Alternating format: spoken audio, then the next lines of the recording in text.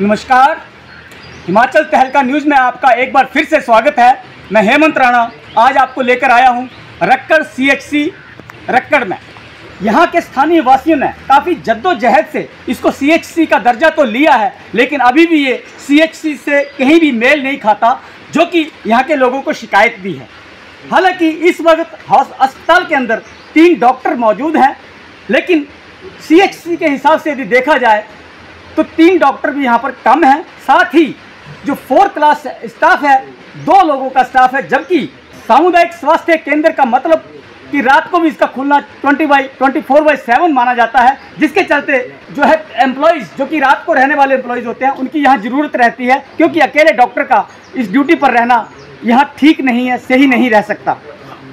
लिहाजा उसकी वजह से 2 ही होना, जो कि 12 घंटे की ड्यूटी अभी दे पा रहे हैं। हालांकि हमारे जो इंचार्ज हैं डॉक्टर उर्वशी, उनसे हमने बात करने की कोशिश की है, लेकिन उनका कहना है कि वो जो दिक्कतें हैं यहाँ पर वो पहले से ही मौजूद है, जबकि हमने कोशिश की है। सबसे बड़ी बात यह है कि इस हॉस्पिटल के पीछे जो एक डंगा दिया गया है, वो डंगा गिर चुका है पिछली बरसातों में, और दूसरी बरसात जो कि आ गई है सड़कों ऊपर खड़ी है, और कहीं भी किसी भी तरीके से इस डंगे के गिर जाने की वजह से ये बुरी तरीके से क्षतिग्रस्त हो सकता है, और कभी भी जो है ये बिल्डिंग जो है तहस नहस हो सकती है, जिससे कि स्थानीय डॉक्टर्स तो क्या स्थानीय लोगों को भी खतरा बना हुआ है कि कहीं यदि ऐसा हादसा होता है तो 24/7 तो छोड़ो, बल्कि यहाँ पर एक PHC जिसे कह सकते हैं, उसकी सुविधाएं मिलना भी बंद हो जाएंगी। तो हम आपको दिखाना चाहेंगे हमारे बीच में, हालांकि इस वक्त यहाँ के वयोवृद्ध जो कह सकते हैं एक समाज सेवक देशबंधु जी, हमारे शर्मा जी हमारे बीच में है। आपका बहुत बहुत धन्यवाद। हमारी इस ज्वलंत समस्या के प्रति आपने सहानुभूति दिखाई है। ये जो आप ये भवन देख रहे हैं, ये भी तो CHC के स्तर का नहीं है, PHC के स्तर का था, और ये 2012 सितंबर में इसका उद्घाटन हुआ था। तो अभी इसको 12 साल भी पूरे नहीं हुए। और ये पीछे जो भवन की दीवारें हैं जी, ये जो सुरक्षा दीवार है डंगा जी, उसमें भारी बरसात में पिछले साल दरारें आ गई थी, और उन दरारों से जो पिछला भाग है, पिछले भाग की दीवारें, उनमें छोटे छोटे क्रैक्स आ गए हैं। और हमें फिर ये दिखाया गया, हमने देखा, सरकार को भी कहा, और डॉक्टरों ने फिर जब ये देखा कि हमारी जान को खतरा है, किसी भी समय ये बिल्डिंग गिर सकती है, इन्होंने BMO को सूचित किया जी। तो BMO ने फिर PWD डिपार्टमेंट को बुला करके उनसे इंस्पेक्शन करवाई, और PWD के एक्शन कोटला बेड़ ने इंस्पेक्शन रिपोर्ट में कहा यदि ये डंगा शीघ्र ही इसकी मरम्मत नहीं होती है तो किसी भी क्षण इस पूरे भवन के गिर जाने की आशंका है। तो जल्दी से जल्दी ये जो है ना बिल्डिंग का ये डंगे का काम बनना चाहिए। उन्होंने 54,92,240 रुपये का एस्टीमेट अप्रूव करके BMO को दिया जी। तो BMO ने पिछले अगस्त 2023 में CMO को भेजा। तो CMO को हमने कई बार लिखा। जब ये फिर डॉक्टर ने खतरा देख करके ये बंद कर दिए 24 घंटे की सेवा, तो हमने फिर इस सेवा को चालू करवाने के लिए डॉक्टरों के विरुद्ध भी उस समय हमने कहा, यद्यपि डॉक्टरों का कोई कसूर नहीं था। तो CMO ने कहा कि मैंने ये केस जो है ना ऊपर डायरेक्टर को भेज दिया है, तो जब पैसे आएंगे तब ये डंगे का काम शुरू हो जाएगा।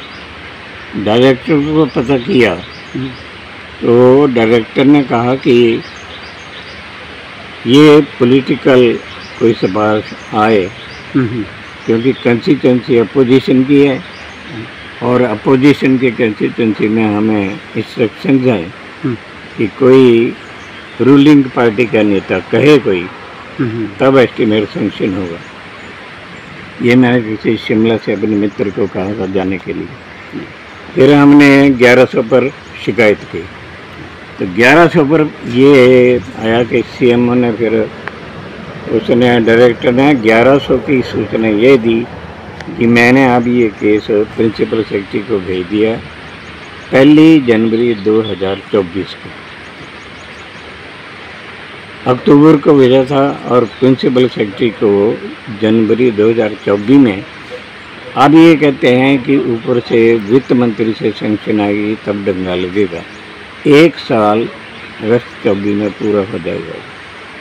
तो 1 साल में इस मामूली से दंगे का काम नहीं हुआ और इस छोटी सी लापरवाही से ये दंगा अगर गिर गया, पूरा भवन जो है नीचे गिर जाएगा और स्टाफ नहीं बचेगा और जो उस दिन मरीज आए होंगे वो भी नहीं बचेंगे।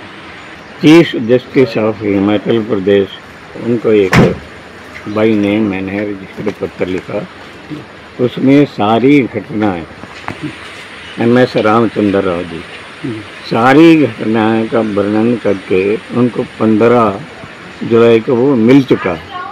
परंतु उसमें ऐसा है कि जो साधारण पत्र है उन पर कोई कार्रवाई नहीं होती।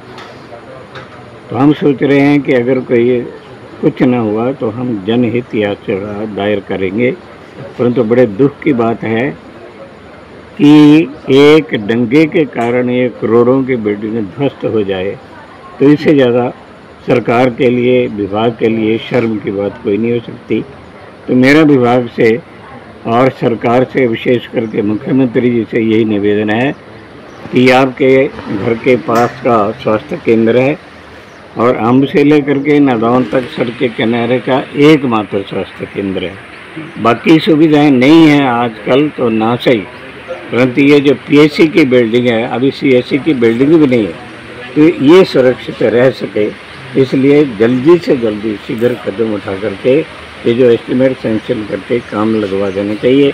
नहीं तो अगर बरसात और हो गई तो डॉक्टर साहब ये सारे जो है ना, ये 24 घंटे की ये सेवा बंद हो जाएगी और लोगों को तकलीफ होगी। अगर कुछ नहीं हुआ तो फिर हम पूर्व सूचना दे करके यहाँ रक्कड़ चौक में यातायात बंद करेंगे। हमारे पास और कोई चारा नहीं। बड़ी बात देशबंधु जी ने बताई है कि यदि इस तरीके से ही रहा तो वो चुप बैठने वाले नहीं हैं और इसको मुकाम तक पहुंचाने के लिए किसी भी हद तक जाएंगे, चाहे उन्हें बेशक धरना प्रदर्शन ही क्यों ना करना पड़े। हम इस बिल्डिंग के बैक साइड में जिस तरीके से जो दंगा गिरा है वो भी दिखाने की आपको कोशिश करेंगे, पूरी तरीके से अवगत करवाएंगे कि क्या हालात हैं पीछे के। लेकिन उससे पहले हम जानना चाहते हैं देशबंधु जी से कि देशबंधु जी, जिस तरीके से अगर ऐसी बात है तो ये पार्शियलिटी टाइप की बात क्यों हो जाती है? बीजेपी आती है तो हमें कहते हैं कि रूलिंग पार्टी के साथ नहीं देते, कांग्रेस आती है तो कहते हैं बीजेपी के। तो जनता का नुकसान होता है, पार्शियलिटी तो है ही पॉलिटिक्स में। कुल मिलाकर के यहाँ पर कितने डॉक्टर यहाँ पे CSC? यहाँ पर 4 पोस्ट है यहाँ पर डॉक्टर्स की। अच्छा, 3 है, 1 खाली है। 4 पोस्ट है क्लास 4 की, तो अभी 2 हैं, 2 नहीं है। स्टाफ नर्सों के यहाँ पर एक वार्ड सिस्टर थी, तो किसी पॉलिटिशियन की रिश्तेदार है, तो उसने अपना डेपुटेशन अपने ससुराल करवा लिया है। हमने एक बार कहा तो वो थोड़े दिन के लिए वापस ले दिया, अब फिर वो डेपुटेशन। दवाइयाँ यहाँ कोई नहीं है, सारी दवाइयाँ बाहर लेनी। आपके पास सामने ये मरीज है, लड़की है अंदर, तो यहाँ ना कोई ऑपरेटर्स है। ग्लूकोज बाहर से चलो ले आते हैं, परंतु यहाँ ऑपरेटर्स भी नहीं है। अब 30 बेड ऑटोमेटिकली सेंक्शन होते हैं इसके, CSC में 30 बेड ऑटोमेटिकली सेंक्शन होते हैं। तो उस 1 बेड है ऑपरेशनल, 2 मरीज हैं तो उनको ग्लूकोज लगाने के लिए भी कोई जगह नहीं। अभी यहाँ ये जो ड्राइवर एक्सीडेंट हो गया, ये सामने खड़ा है, इनको चोट लगी है, टेटनस का टीका तक यहाँ पर नहीं है। CSC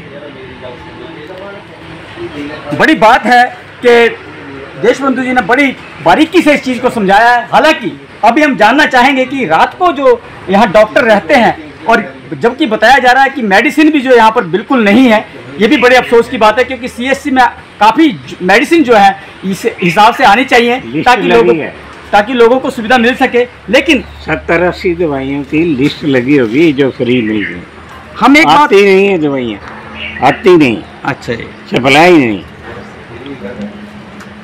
हम एक और बात जानना चाहेंगे आपसे। एक तो थोड़ा अभी हमारी इंचार्ज जो है अंदर उर्वशी, डॉक्टर उर्वशी, उनसे बात हुई है हमारी। उन्होंने भी हमें बताया कि एक तो इलेक्ट्रिसिटी प्रॉब्लम चल रही है, दूसरा वो नाइट में स्टे करने के लिए उनके लिए बड़ी दिक्कतें रहती है, क्योंकि जो 4th क्लास जो व्यक्ति होते हैं उनके पास वो 2 ही हैं, तो उनको 12-12 घंटे में ड्यूटी उनसे ली जा रही है। वो ओवरलोड है, वो सारे ओवरलोड है। हाँ। और डॉक्टर भी जो कि 3 है, तो एक आधा 3-4 डॉक्टर हैं तो 4 होने चाहिए। कईयों ने इच्छा जाहिर की है कि हमें लाओ, वो भी तो पॉलिटिक्स वाला कोई चाहेगा तभी आएंगे, नहीं तो नहीं आएंगे। हमारे यहाँ पर 2 बार, अब तीसरी बार MLA हैं विक्रम सिंह जी।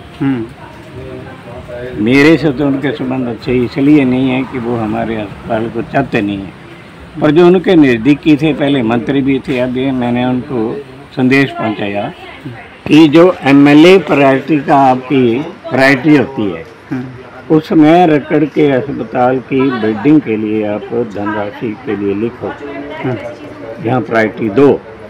तो उनका जवाब था कि हॉस्पिटल के बारे में हम कुछ नहीं कर सकते। फिर मैंने RTI मंगाई प्लानिंग डिपार्टमेंट से, उन्होंने कहा कि कोई भी विधायक अपनी कंस्टिट्यूंसी के लिए 1 साल में 2 हेल्थ इंस्टीट्यूशन और 2 एजुकेशनल इंस्टीट्यूशन के लिए MLA प्रायोरिटी में से डिमांड रख सकता है। ये तीसरी बार MLA बन गए यहाँ के, 1 कौड़ी भी इन्होंने इस अस्पताल को नहीं दी। MP कोई देना भी चाहता है तो ये रोक देते। क्या नाम है आपका? अजय। अजय जी, कैसा देखते हैं आप इस अस्पताल के बारे में, जो दिक्कतें आ रही हैं, कैसा लगता है?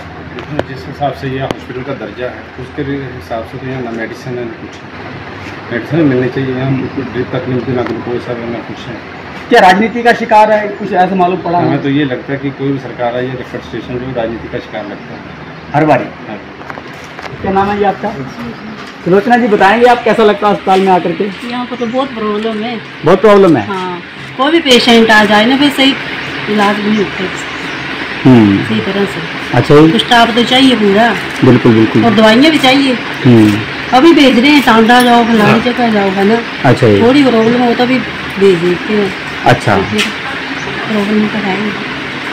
हमारे बीच में कह सकते हैं स्थानीय नेता भी हैं, उपेंद्र जी, जो कि बड़े आगे बढ़ करके ऐसे कामों में आगे आते हैं, समाज सेवा में बढ़ चढ़ कर हिस्सा लेते हैं। सर, बताएंगे आप कैसा लगता है आपको इस अस्पताल में जो भी ये सिस्टम है? बड़े दुख के साथ कहना पड़ रहा है कि यहाँ रक्कड़ तहसील हेडक्वार्टर का हॉस्पिटल है, जो कि लगभग 25,000 लोगों को रिप्रेजेंट करता है, लेकिन यहाँ पर सुविधा नाम की मात्र कोई भी चीज़ें उपलब्ध नहीं है। आज मैं यहाँ आया और यहाँ पर एक एक्सीडेंट हुआ है, किसी पंजाब वालों को यात्री जा रहे थे, वो ट्राला पलट गया। उसके बाद कुछ यात्री जो हैं उनको अम्बद हॉस्पिटल ले जाया गया। एक ड्राइवर है यहाँ पर पहुँचा, हॉस्पिटल में एक टेटनस का टीका तक उपलब्ध नहीं है, और दूसरा ग्लूकोज लगाने की सुविधा तो है, पर ग्लूकोज भी यहाँ से बाजार में मेडिकल स्टोर से लाया गया और वो ड्रिप लगाया गया। तो मैं समझता हूँ कि सरकारें तो आती जाती रहती हैं, लेकिन जनता के साथ भेदभाव जो है वो बड़ा दुर्भाग्यपूर्ण है। काफ़ी समय से यहाँ पर संघर्ष भी हुए, हालांकि पिछली सरकार में इसका दर्जा जो है वो बढ़ाया गया। मतलब दर्जा बढ़ाने से कुछ नहीं होता, जब आपके पास कोई सुविधा नहीं होगी, कोई भी स्टाफ है, डॉक्टर्स है, पैरामेडिकल स्टाफ कोई भी है, यहाँ रक्कड़ में मुझे नहीं लगता आना चाहता है।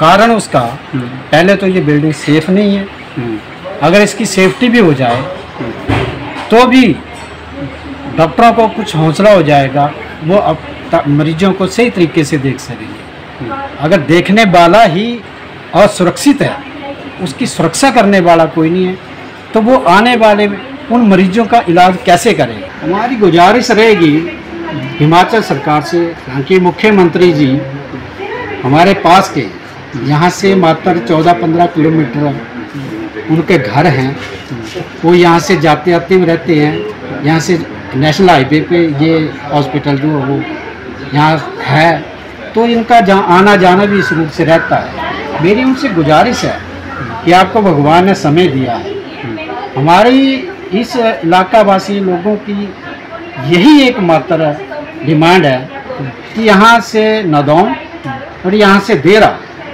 और यहाँ से टांडा, जो भी मरीज चाहे छोटी मोटी बीमारी के लिए भी इलाज करने के लिए इनको इतनी दूर जाना पड़ता है। आप घर द्वार स्वास्थ्य सुविधाओं की तो बात सब लोग करते हैं, सरकार करती है, लेकिन घर द्वार सुविधा तो तभी संभव है अगर आपको हॉस्पिटल, बढ़िया स्टाफ और बढ़िया बिल्डिंग, सुरक्षित बिल्डिंग का इंतज़ाम किया जाए। तो मैं ज़्यादा ना कहूँगा, क्योंकि मुख्यमंत्री का ध्यान आकर्षण करने के लिए हमारे पहले देशबंधु जी ने काफ़ी कुछ बता दिया है, लेकिन मेरी ये गुजारिश रहेगी कि अगर सच में आप जनता के हितैषी हैं तो तुरंत इस हॉस्पिटल के बारे में सोचा जाए और ये जो असुरक्षित इमारत है हॉस्पिटल की, इसके पीछे जो भी कंस्ट्रक्शन होनी है, डंगा लगना है सेफ्टी के लिए, उसको तुरंत जो है वो इसका संज्ञान लिया जाए, इसको धन उपलब्ध करवाया जाए। और मेरी सीएमओ कांगड़ा से भी निवेदन रहेगी कि डिपार्टमेंट के आप हेड हैं, अगर किसी तरीके से आपके ध्यान में ये हॉस्पिटल है, अगर नहीं है तो अलग बात है, अगर है तो आप कई जगह मुख्यमंत्री के सभाओं में जाते हैं, आपको बुलाया जाता है, आप पर्सनली भी बात कर सकते हैं। डिपार्टमेंट लिए हेड होने के नाते आपको ध्यान होना चाहिए कि मेरे एरिया में कौन कौन से मेरा स्टाफ, मरीजों की तो बाद में बात रही, मेरा स्टाफ सुरक्षित है भी या नहीं है। अगर नहीं है तो तुरंत सरकार से इस बारे में ध्यान आकर्षण किया जाए, ताकि आने वाले समय में ना तो यहाँ के स्टाफ को और ना भी जनता जो है वो सहमी ना रहे, डरी ना रहे। इलाज कराने के लिए जनता भी, मरीज भी सुविधाजनक स्थिति में हों और स्टाफ भी सुविधाजनक स्थिति में उनका इलाज के लिए करने के लिए तत्पर रहे। हाँ बेटा, कैसा इलाज? ठीक है यहाँ पर? ठीक है इलाज। अच्छा, क्या हुआ था आपको? मुझे डिहाइड्रेशन हो गई थी। डिहाइड्रेशन हुआ था तो क्या दवाई वगैरह सारी मिली अंदर से या बाहर से ली? नहीं, ग्लूकोज वगैरह बाहर से, इंजेक्शन भी बाहर से लिया, मेडिकल स्टोर से नहीं। क्या नाम है आपका? आकृति। थैंक यू बेटा, आकृति, थैंक यू। तो जिस तरीके से ये हॉस्पिटल CHC रक्कड़ का पीछे का हिस्सा है जहां पर ये समस्या आन खड़ी हुई है, और आप देख सकते हैं कि ये जो कहीं ना कहीं पीछे नाला बह रहा है और ये नाले के साथ ही जो लगता हुआ सारा का सारा भूमि जो बह चुकी है और इसकी वजह से ये डंगा पूरा खिसक चुका है। हालांकि पिछले साल की ये घटना है, उसकी वजह से ये पेड़ वगैरह उग गए हैं, अदरवाइज यहाँ लगभग जो है कम से कम 6-6 इंची की जो है दरारें आ चुकी हैं, और वो दरारों का असर कहीं ना कहीं आप देख सकते हैं कि इस भवन की बिल्डिंग पे भी हुआ है, और किसी भी वक्त ये बिल्डिंग जो है तहस नहस हो सकती है, क्योंकि जो भी स्टाफ है वो इसी बैक साइड में पीछे की तरफ जो आप देख सकते हैं सीढ़ियों के ऊपर जो जगह बनाई गई है, इसी कमरे में यहाँ रहता है ये स्टाफ। और जब भी इस नाले में पानी आता है बरसात की वजह से तो वो भयभीत हो जाते हैं और बहुत बुरी तरीके से अपने आप को वो यहाँ पर महसूस नहीं कर पाते, महफूज नहीं समझ पाते, जिसकी वजह से हमेशा डर में वो काम कर रहे हैं, जो कि स्थानीय वासियों की भी कहना है। और हमारी उर्वशी जो यहाँ की इंचार्ज हैं उनसे भी बात हुई है। सारी बातों को देख करके कहा जा सकता है कि सरकार को इस मामले में शीघ्र एक्शन लेना चाहिए, ताकि यदि समय रहते इस दंगे को बचा लिया जाता है तो ये भवन भी बच जाएगा, अन्यथा ये भवन भी तहस नहस होकर के गिर जाएगा और यहाँ पर डॉक्टरों के लिए काम करना बहुत मुश्किलों भरा हो जाएगा, जिससे यहाँ के लोगों को सुविधा मिलना बिल्कुल भी बंद हो सकती है। तो धन्यवाद सहित मैं हेमंत राणा, हिमाचल तहलका न्यूज़ के लिए कैमरा पर्सन तरसेम के साथ रक्कड़ से।